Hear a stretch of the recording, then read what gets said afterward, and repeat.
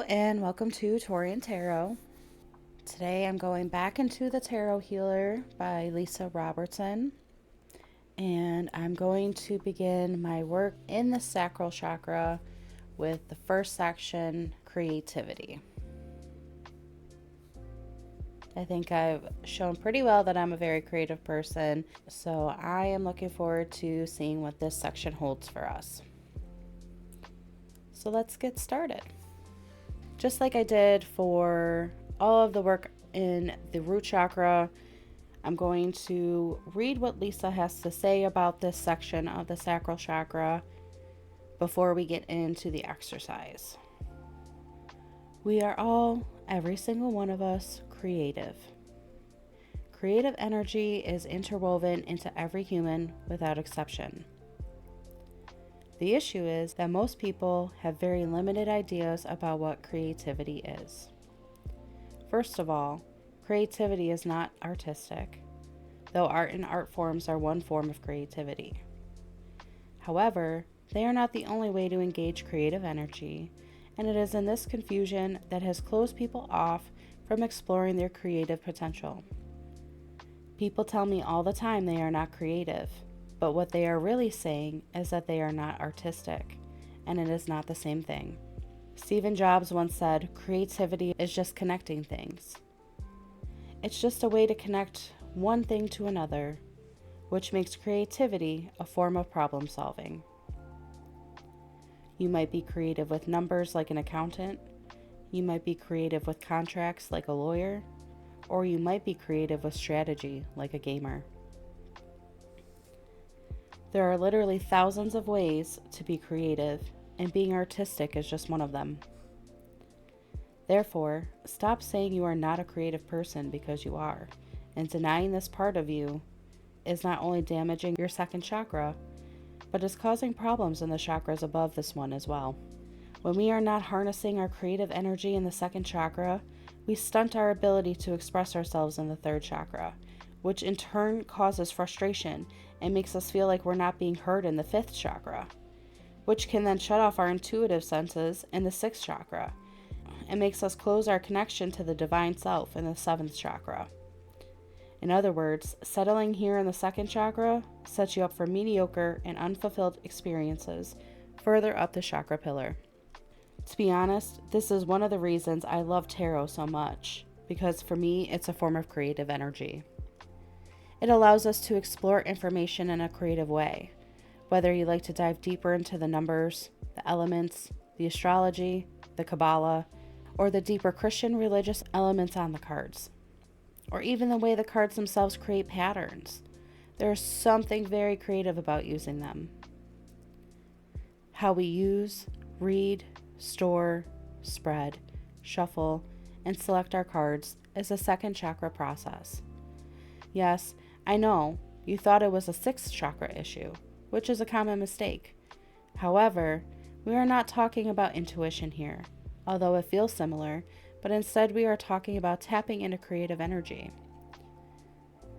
Your actions with your cards are dictated first by the second chakra, then the fourth, then the fifth, then the sixth, then the seventh, then the third, and down to the first.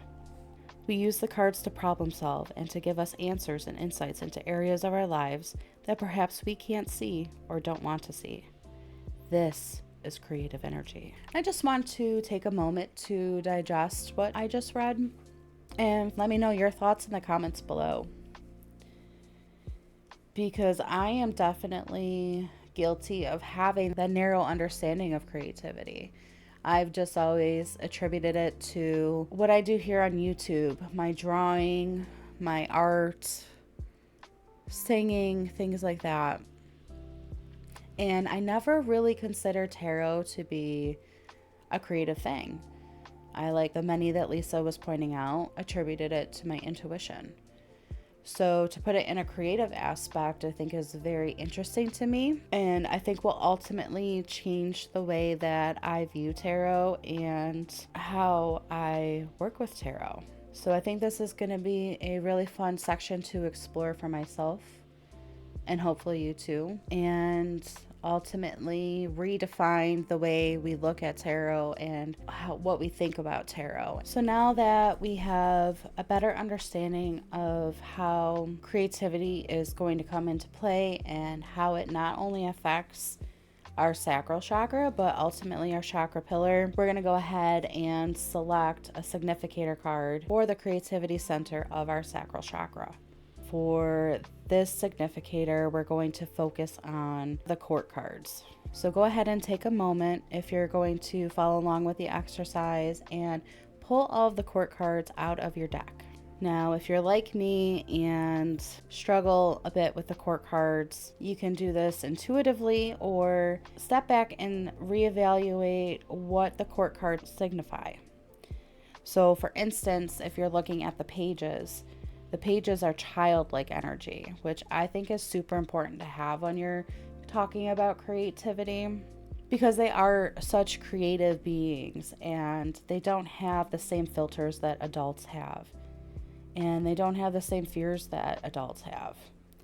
So to be able to go into a project or a problem with a childlike mentality, I think is a very unique way to approach things and can ultimately lead to very unique solutions. Pages also think less about what they can't do and instead strive to try as many things as possible, which goes back to the limiting beliefs that we have as adults. When considering knights, think of them as explorers and seekers. They like routine and often use creativity to form new habits, achieve new personal goals, and to just set out on as many adventures as possible. Kings and queens of the court cards take things to the next level, just as they do in real life. They hold a certain authority to things. You have the kings bringing in the masculine energy, where you have the queens bringing in that feminine energy. So really think about what type of energy you would like to harness when it comes to creativity. When kings and queens are being brought into the situation, they have an end goal in mind, and they use their creativity to find ways to get to that goal. Once you have decided which route you would like to take with your creativity, whether it's the childlike aspect of the page, the very routine and habitual ways of a knight, or a more elevated version with the goal-oriented king or queen, consider the suit that you choose them from. When looking at the cups, they tend to show up in people who are physically moved by their creative process and feel the creative energy in them when they are using that aspect of their sacral chakra.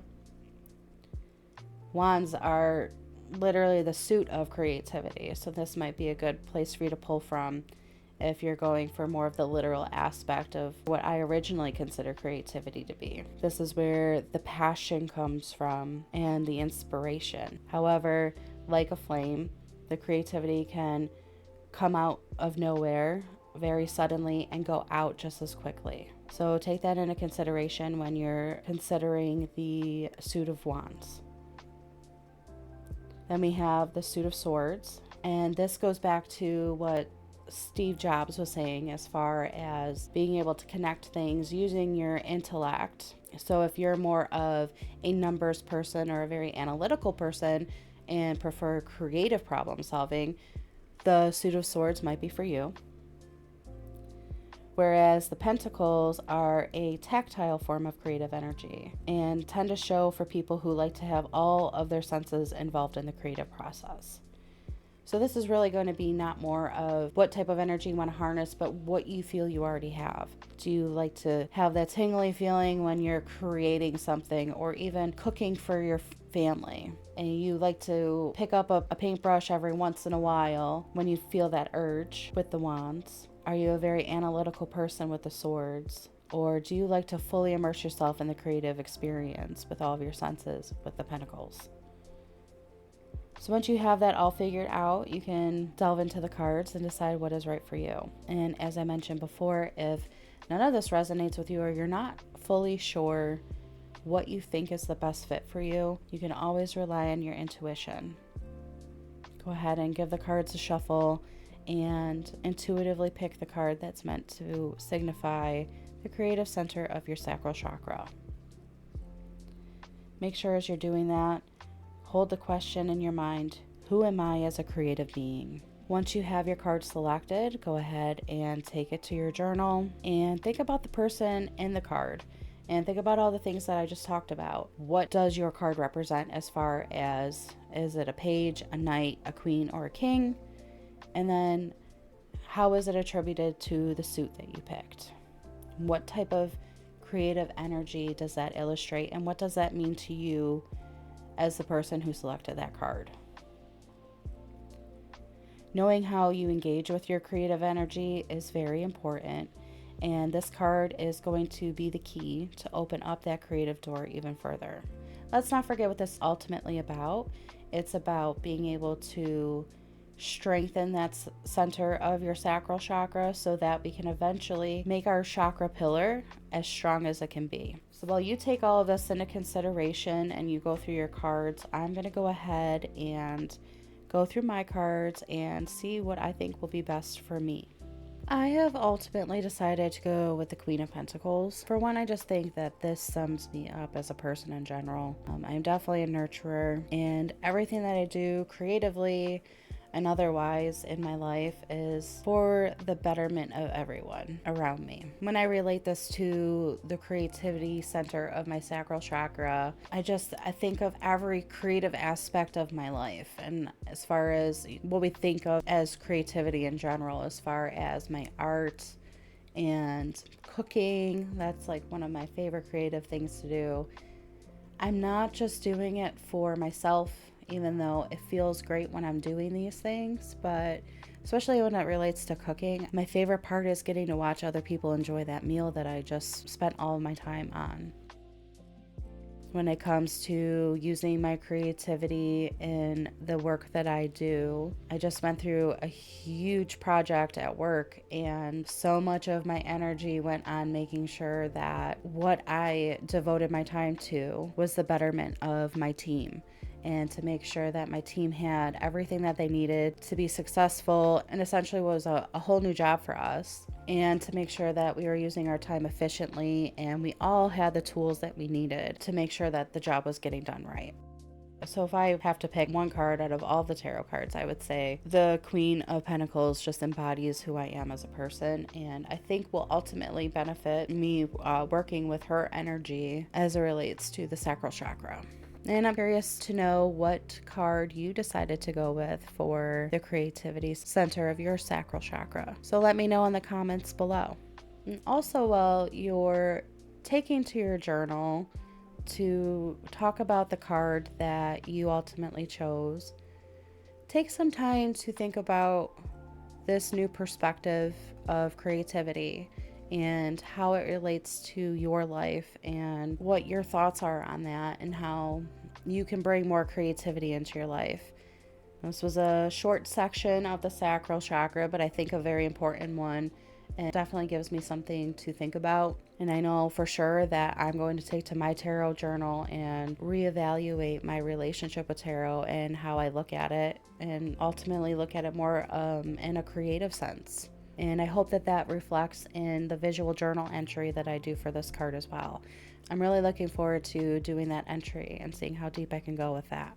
If you could just take a moment to like the video, share with anybody that's interested in tarot and exploring the different parts of their chakras, who you think would benefit from this type of work. And if you could just take a moment to subscribe to the channel, I would greatly appreciate that. Keep an eye out for the visual journal entry for the Queen of Pentacles, and then we'll be moving on to the next section of the sacral chakra, which is birth and rebirth, and I'm really looking forward to seeing what that entails. And if you are too, keep your eye out. And until then, take care and be well.